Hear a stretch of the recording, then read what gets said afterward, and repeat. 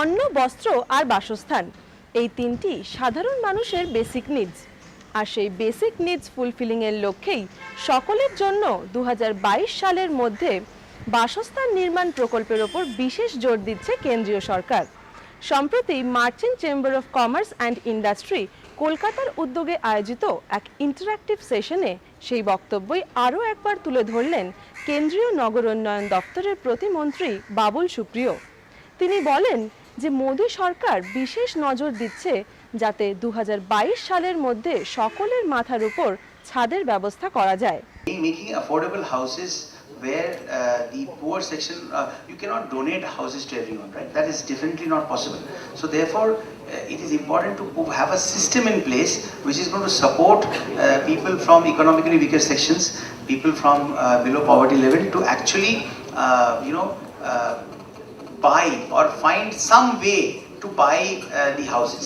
Now the process of procurement of loan, or where the government can actually help those economically weaker section people and BPL to acquire those houses, there are couple of categories or slab that we have made, wherein in some cases the poor person can actually get a substantial amount of money from his own personal sources, and then government makes a grant towards that. In some cases, the person can actually go and acquire a loan from the bank or a financial institution, and then the government can pay to that financial institution, bringing down the burden of the loan that has been taken by that particular person. If we want the alarming rate of urbanization that is happening in India to reach a prudent level, if we want to stop the influx of people who are just after finishing whatever education that they could manage in rural areas, picking up their bags and running to urban areas, then we'll have to make these rural areas, the rural portion of our country, self-sufficient and rich in their own way. And what is that? Is to get foreign investment, is to get foreign companies, foreign factories to open their manufacturing units in those rural areas, wherein we can keep the rural people stay in the rural areas and yet earn for themselves, and that is going to automatically address the problem of urbanization. So we have to connect all of these together. Now, when it comes to smart cities, why is the need of the smart cities? India has almost 4,041 or 4,061 towns and cities over the country, and these cities and towns have been overcrowded with people simply because our rural areas have never got the importance it deserves. And it's a sad fact, but it's a true fact, that while a doctor's son, an actor's son, a director's son, an engineer's son, a businessman's son wants to stay in that business, a farmer's son doesn't necessarily want to remain a farmer. A farmer says that, why are you farming? You go and ask it in a rural area. They are going to say that, I really want to do my best so that my son can become a doctor, my son can become an engineer. So it's a very important thing for the rural areas to develop, and I think Make in India is one such signature project which is going to give a kick start to this endeavor. And the world has today woken up and has become aware of the fact that this is one Prime Minister who has made his goal very clear and also made it very defined. When you define your ways, it in a very the most efficient after effect that you get is unclogging the mind of unnecessary stuff. And I think he has done a great job by defining Make in India, by defining the smart cities, what we are trying to aspire in, trying to make those overcrowded cities sustainable and able enough to handle the influx of urbanization. If only the smart cities project were there in place, just think about it. If we only had the smart cities projects in place,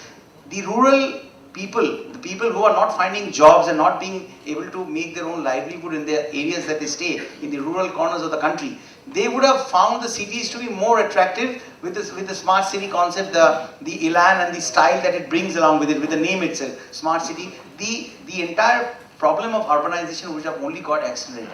So it is very important to have a Make in India project to support the smart city project. But what I am trying to say is that as and when, as slowly as these things unfold, Amrut, which is the new name or the new endeavor of the JNM scheme, is going to be launched by the Honorable Prime Minister on the 25th of January. 25th of January in Delhi. So once that gets launched, once the smart city guidelines come, I think most of your questions are going to be addressed. What I can tell you that Housing for All is this is one case where we are really trying to bring several several schemes together under one umbrella, so that the main goal of addressing homeless people's issues are put together and addressed in a holistic manner.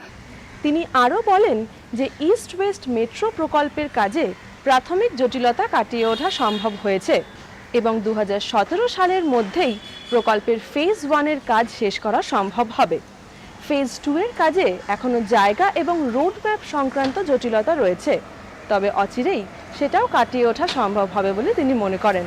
The metro rail was the East West Metro was divided into two phases. The phase 1 and the phase 2. As you know, the phase 1 was Salt Lake sector to Shialda, and phase 2 was Shialda to Howrah Maidan. Now there were several issues in terms of the areas, in terms of rehabilitating people and moving them from areas which were encroached upon, and therefore the metro rail work was stopped for almost 4 years. Now, without trying to take any credit, I can only tell you that my talks with the state government have actually borne fruit, and I would like to thank the state government for allowing me to wear full pants to those meetings and do full job in terms of delivering. And let me tell you that the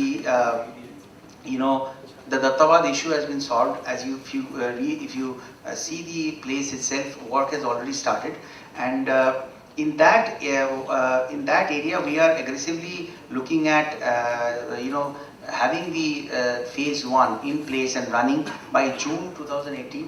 But I have spoken to the officers both in rail and my department, and we are really trying to finish it by our target. We would love to have that open for public by December 2017, like bring it down, bring that the time period by six months. In terms of the phase 2, as you know, is from Shialda to Howrah Maidan. Now there have been several issues that have come up in terms of alignment, realignment and all of that. And as you all know that, this particular metro rail project was, it was a special purpose vehicle that was formed in 2008. And it was a 50-50 equity partnership between government of West Bengal and the government of urban development, the Ministry of Urban Development of the central government. But later on, subsequently, the government of West Bengal has withdrawn, and the cabinet decision was dated. I want to really give you specifics on the 23rd of August 2012, where the equity partnership was shifted, or rather changed hands between the Ministry of Railways 74% and the Ministry of Urban Development, which is my ministry, 26%. It's a 74-26 partnership right now, and it happened in 2012 when our Honorable Chief Minister Mamata Banerjee was the Rail Minister of the centre. Now, since then, couple of issues in terms of realignment of this particular phase 2 has come up, and that really, since no decision was reached, the work actually got stalled. Now, let me tell you right now, in the last meeting itself, the realignment the realignment that the state government have proposed, we have agreed to it on principle, but the new route, it actually goes within the 40 meters of the old currency building, and according to the Archaeological Survey of India amendment, their act, which is called the Amasar Act 1958, which was amended in 2010, no construction can take place within 100 meters of a building which has been described as a heritage protected monument by the Archaeological Survey of India. So right now, the realignment alignment or the new route that has been proposed by the state government comes within 40 meters of that old currency building, and therefore the KMRCL is writing to the Archaeological Survey of India directly to seeking permission if at all we can this can be treated as a special case, and if that we can go ahead with that new route which comes within 40 meters. Why? Because when this Amasar Act was amended in 2010 and this 100 meters restriction was imposed, the technology then and the technology now has really changed. So the new technology which is being used by the metro railways now might not destroy or harm the buildings which are within 40 meters. So that we are telling them that with the new technology, the structure might not be damaged. It is not going to be damaged, but still that particular permission needs to be acquired from the SI. The KMRCL is directly dealing with that, and once that portion is sorted out, we are going to give you a clear picture about what is happening with phase 2. In terms of phase 1, I have already told you that the work has started, and we hope that we can all take a joyride in sometime in December 2017.